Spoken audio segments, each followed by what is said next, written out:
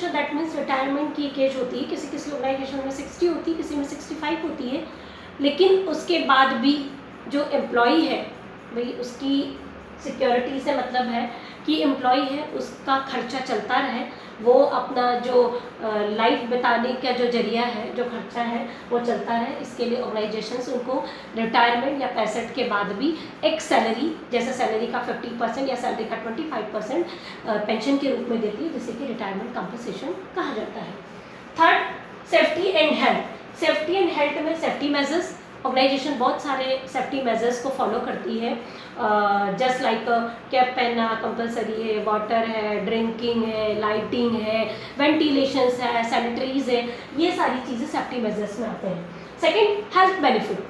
बहुत सारी ऑर्गेनाइजेशंस में एम्प्लॉयज़ को हेल्थ बेनिफिट के रूप में मिलते हैं, just like medical insurance, medical बहुत सारी मेडिकल पॉलिसीज़, बच्चों के लिए मेडिकल पॉलिसीज़, अगर इंजरी हो जाती है तो उसके लिए कॉम्पनसेशन या उसके लिए मॉनेटरी के रूप में दिया जाता है। इस तरीके के बहुत सारे हेल्थ बेनिफिट दिए जाते हैं। Next, workman compensation.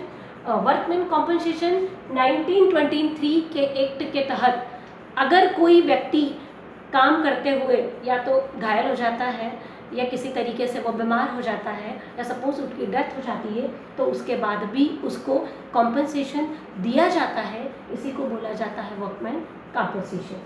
Next, welfare facilities. एक ऑर्गेनाइजेशन अपने एम्प्लॉयज़ के वेलफेयर के लिए भी बहुत सारी सुविधाएं या बहुत सारी फैसिलिटीज़ देती है, जस्ट लाइक कैंटीन उपलब्ध होते हैं, हाउसिंग, रहने के लिए घर दिए जाते हैं, एम्प्लॉय की काउंसलिंग की जाती है, हॉलीडे अगर आप घूमने जा रहे हो तो वहाँ पर होटल्स या हॉलीडे होम्स दिए जाते हैं, एजुकेशन बच्चों के लिए या खुद के लिए ट्रेनिंग, एजुकेशन फैसिलिटीज़ प्रोवाइड किए जाते हैं, आने जाने के लिए ट्रांसपोर्टेशंस या व्हीकल दिए जाते हैं, पार्टीज़ या पिकनिक ऑर्गेनाइज की जाती है।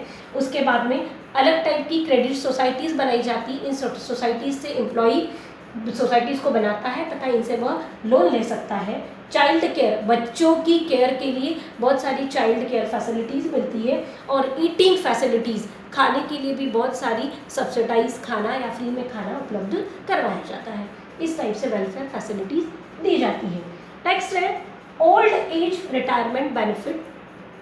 ओल्ड एज में अगर एक एम्प्लॉई है वो चले जाता है या रिटायरमेंट, तो उसमें होने वाले बेनिफिट है, सबसे पहले तो है प्रोविडेंट फंड।